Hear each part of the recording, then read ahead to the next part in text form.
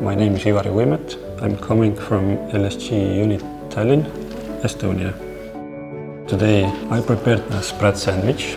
It's a very common meal in our region. Its main ingredients are bread fillets, dark rye bread and boiled eggs.